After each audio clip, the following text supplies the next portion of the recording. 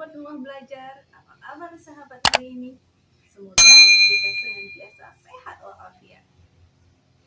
Sahabat rumah belajar, pernah bayar pajak enggak? Terus mungkin sahabat berpikir, kira-kira uang pajak yang sahabat bayarkan digunakan untuk apa aja sih? Nah, pada video pembelajaran kali ini, Bunda Ea akan mencoba menjelaskan tentang konsep dasar perpajakan.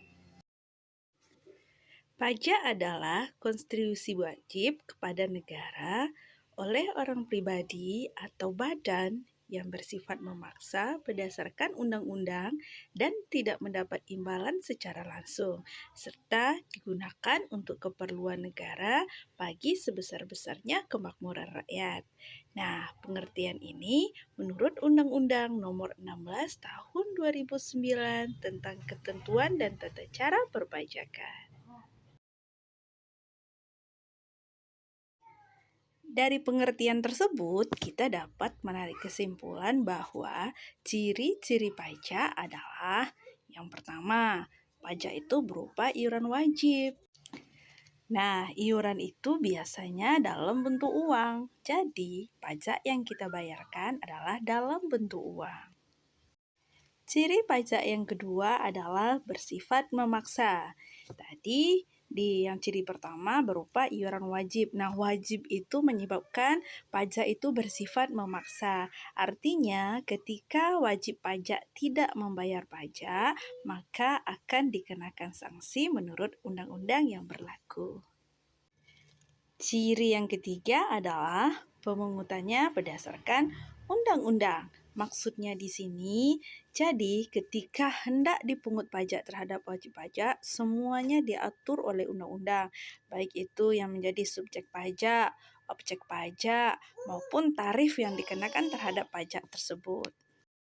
Ciri yang keempat, tidak ada imbalan secara langsung. Artinya, ketika wajib pajak membayar pajak, maka wajib pajak tersebut tidak mendapat imbalan secara langsung. Ciri yang kelima adalah bahwa pajak digunakan untuk membiayai keperluan negara. Dalam belajar pajak, kita mengenal ada istilah subjek pajak dan objek pajak.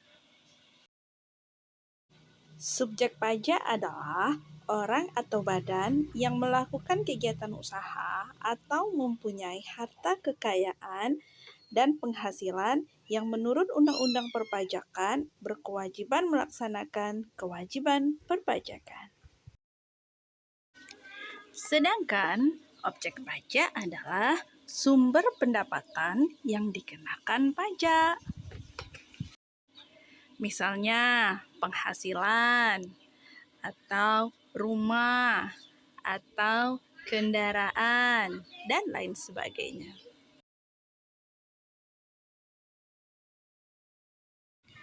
Pajak merupakan sumber pendapatan negara untuk membiayai semua pengeluaran negara. Jadi, fungsi pajak yang dipungut oleh negara antara lain yang pertama, fungsi anggaran atau budgeter. Artinya, pajak berfungsi sebagai sumber keuangan negara yang diperuntukkan untuk membiayai pengeluaran pemerintah. Yang kedua, fungsi mengatur atau reguler. Pajak digunakan sebagai alat untuk mengatur kebijakan tertentu di bidang ekonomi, politik, sosial, dan budaya, serta pertahanan dan keamanan.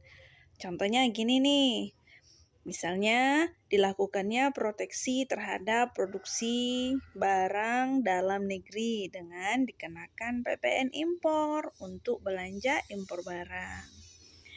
Atau contoh keduanya gini nih, minuman keras dikenakan pajak yang tinggi, sehingga konsumsi minuman keras dapat ditekan.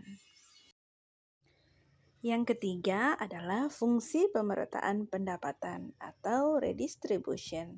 Artinya, pajak yang dipungut oleh negara lalu dikembalikan kepada masyarakat dalam bentuk penyediaan fasilitas publik di seluruh wilayah Indonesia. Yang keempat, fungsi legalitas pemerintahan atau representation.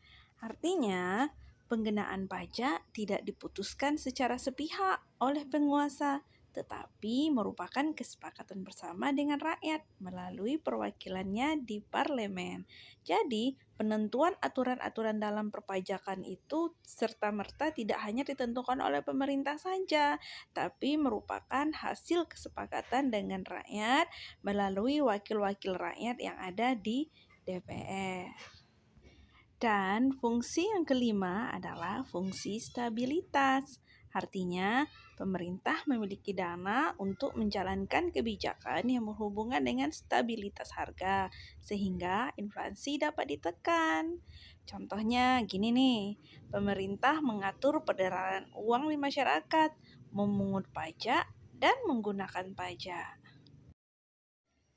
Selanjutnya, kita akan membahas tentang jenis-jenis pajak. Ada banyak jenis pajak yang ada di Indonesia. Sekarang kita akan lihat pembagian pajak berdasarkan lembaga pemungutnya. Yang pertama yaitu pajak pusat. Pajak pusat yaitu pajak yang dipungut oleh pemerintahan pusat dan digunakan untuk membiayai rumah tangga negara pada umumnya. Contohnya seperti pajak penghasilan, pajak pertambahan nilai, pajak barang mewah, bea masuk, bea keluar, dan bea cukai. Yang kedua adalah pajak daerah. Pajak daerah terbagi dua juga, yaitu daerah tingkat 1 dan tingkat 2. Pajak daerah tingkat 1 berarti dipungut oleh pemerintahan provinsi. Misalnya, pajak kendaraan bermotor, bea balik nama kendaraan bermotor, pajak bahan bakar kendaraan bermotor. Sedangkan pajak daerah tingkat 2 dipungut oleh pemerintahan kabupaten atau kota. Contohnya, ada pajak hotel, pajak hiburan, pajak reklame, pajak penerangan jalan, pajak restoran, dan lain-lain. Jenis pajak yang kedua kita lihat berdasarkan pihak yang menanggungnya. Terbagi dua. Yang pertama, pajak langsung.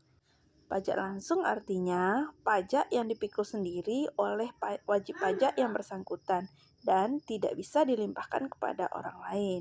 Contohnya, pajak penghasilan dan pajak bumi dan bangunan. Yang kedua adalah pajak tak langsung.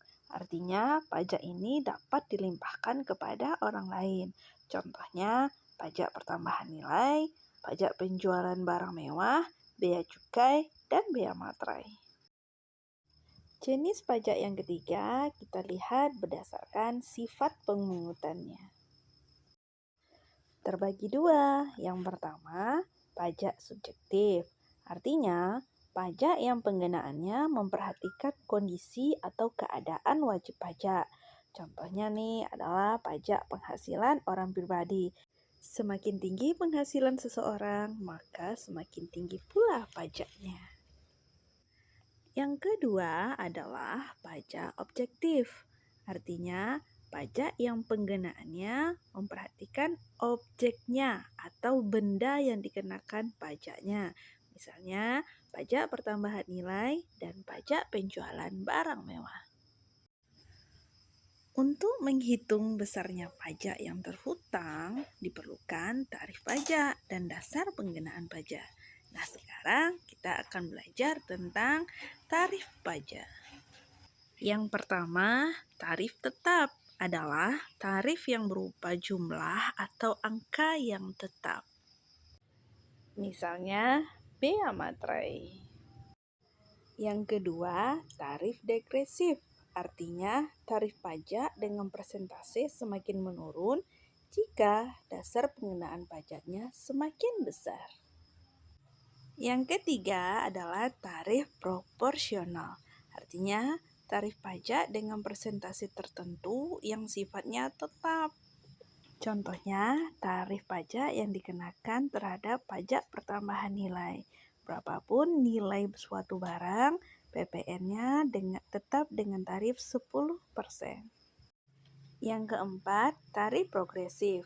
Artinya, tarif pajak dengan persen tertentu yang semakin besar jika dasar pengenaan pajaknya semakin besar pula.